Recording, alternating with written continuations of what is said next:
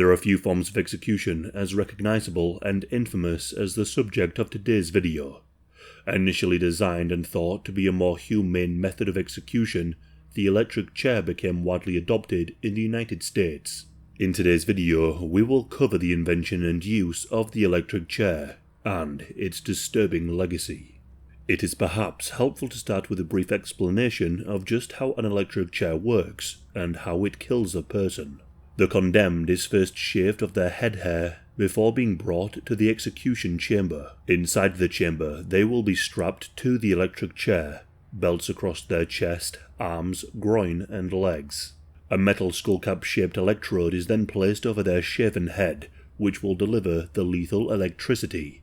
Under the electrode, a moist sponge will be placed to allow for better conduction. Additional electrodes will be attached on the legs too. Once prepared, a blindfold or hood will be placed over the condemned's head. The final stage is to deliver up to 2000 volts for as long as 30 seconds. A doctor will then usually check to see if the person has died or not, and if not, the power will be turned on again. The process of electrocution can kill in a couple of ways. The first is by shutting the heart down. The electricity will affect the rhythm. All other signals in the body that use electrical signals can also be disrupted. Electrocution can lead to paralysis of the brain's respiratory centers, stopping muscles pumping the heart. The heat of the electricity can also burn a person to death. For those executed on the electric chair, their bodies can be left severely damaged.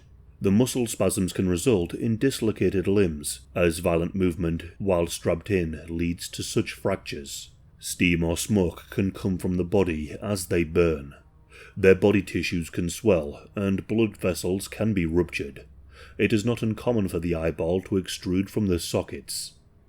But just before the electric chair was invented, capital punishment was starting to lose favour in some of the northern American states. This was around the end of the 19th century. In the state of New York, attempts were made to investigate more humane forms of execution. Hanging had long been the preferred method of execution, a form of execution carried over from the British, but there were concerns over botched hangings and improperly trained executioners. For many, hangings had become too linked with racialized vigilante lynchings in the South. This was something that the North didn't want to be associated with. The governor of New York, David B. Hill, set up a commission in 1886 to investigate what other options of execution might be preferable. The three-man jury commission included Elbridge Thomas Gerry, a lawyer and human rights reformer, Matthew Hale, a politician and lawyer, and Alfred P. Southwick, a dentist.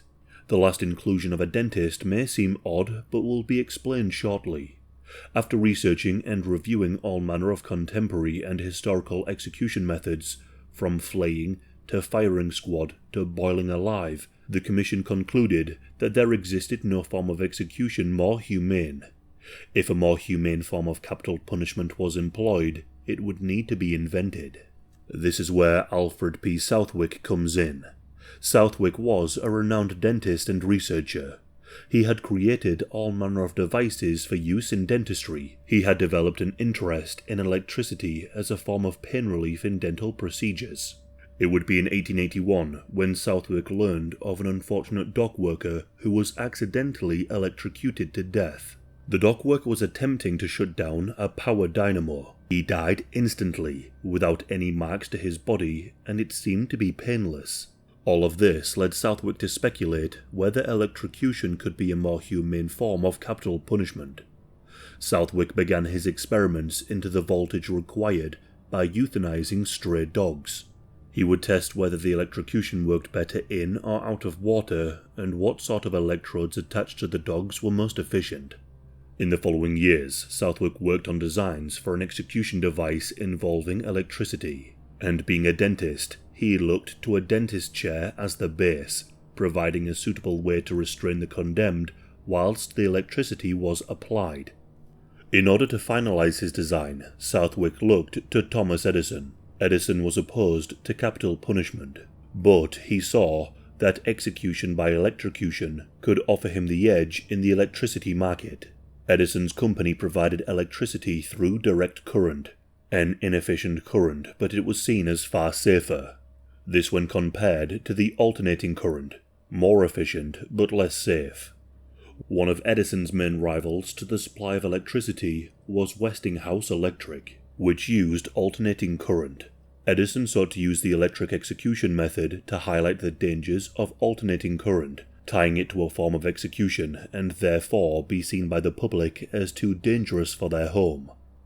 All manner of public displays were carried out, showing not only the efficiency of electrocution as a method of execution, but also showing the dangers of alternating current.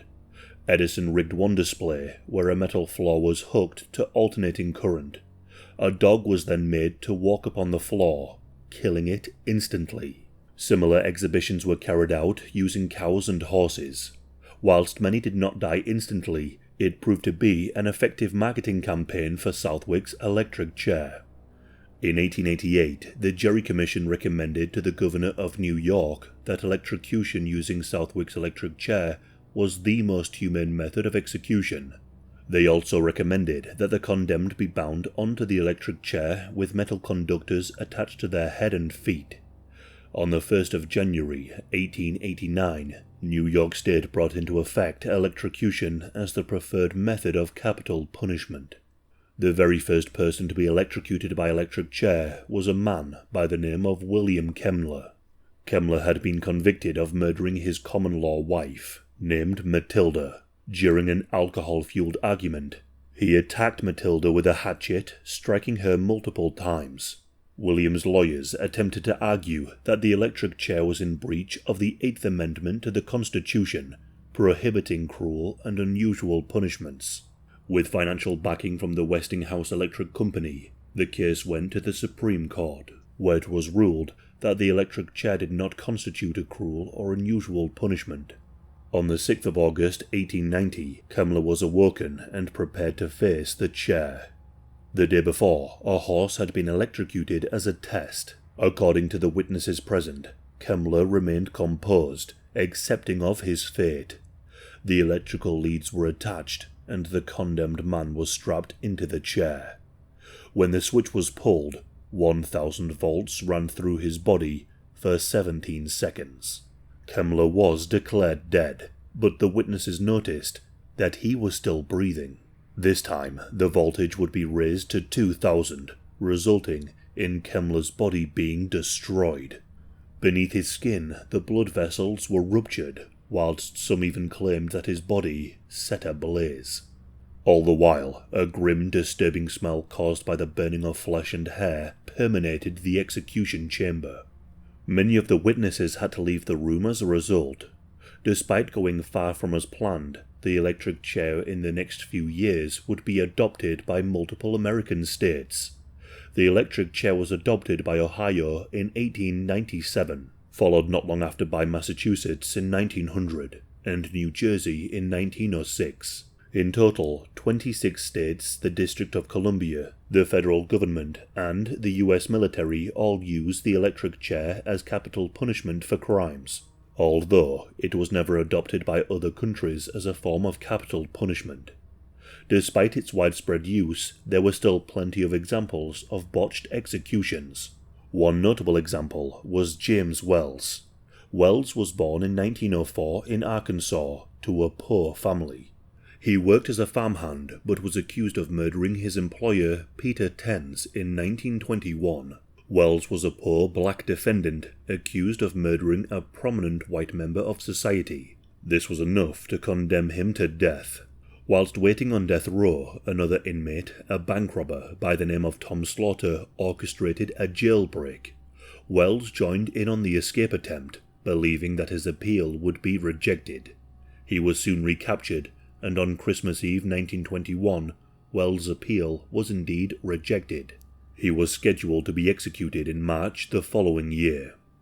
The prison executioner was not a professional, rather a former car salesman with no knowledge of electricity, let alone the operation of an electric chair. It was even reported that this man arrived at Wells' execution intoxicated. Wells was strapped in, all the while singing religious hymns. He was silenced by a jolt, but he was not killed. A second jolt was attempted, and then a third, but Wells still lived.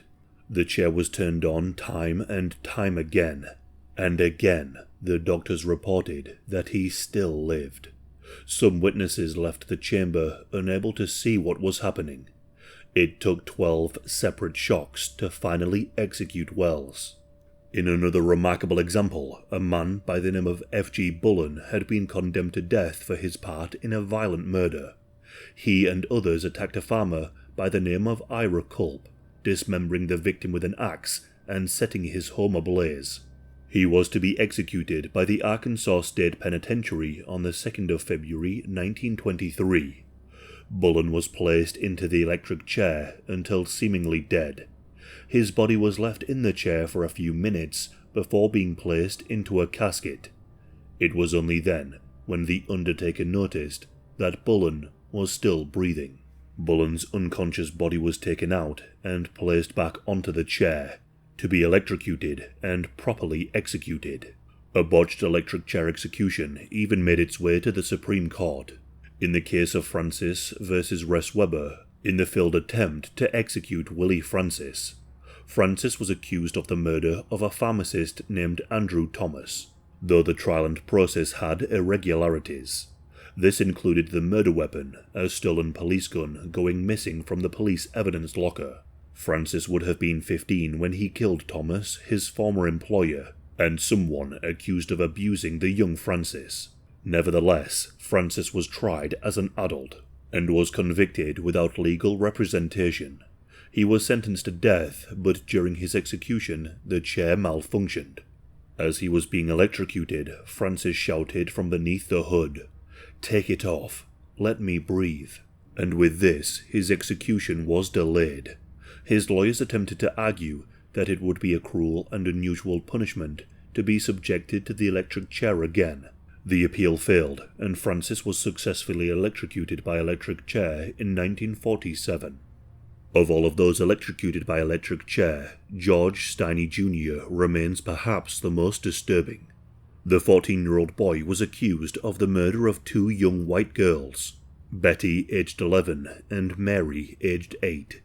He had been the last to see them alive and was quickly convicted of the crimes.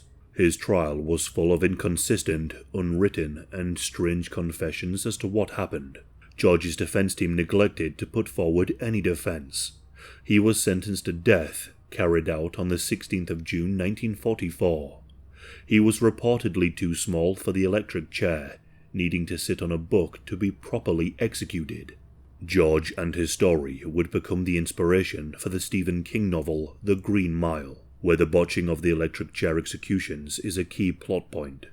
It is not surprising that in the face of these botched executions, the electric chair began to lose favour. Human errors, like using a synthetic sponge rather than a natural sponge, can lead to horrendous executions, as seen with Jesse Tafaro. During his 1990 execution, it took 3 jolts to execute the man, with 6-inch flames erupting from the top of his head. Now, the lethal injection is mainly used as an alternative to the electric chair, which is being phased out by many states. Today, only 7 states use the electric chair, with a few having it as a backup should the lethal injection no longer be an option. No form of execution is without botched examples. For example, around 3% of hangings are botched. The chair has a botched rate of around 2%, while the lethal injection is just over 7%. As the examples given show, a botched execution can become a cruel and unusual punishment, even failing to successfully kill the condemned. The electric chair is a truly disturbing form of capital punishment, and one that can lead to a truly shocking death.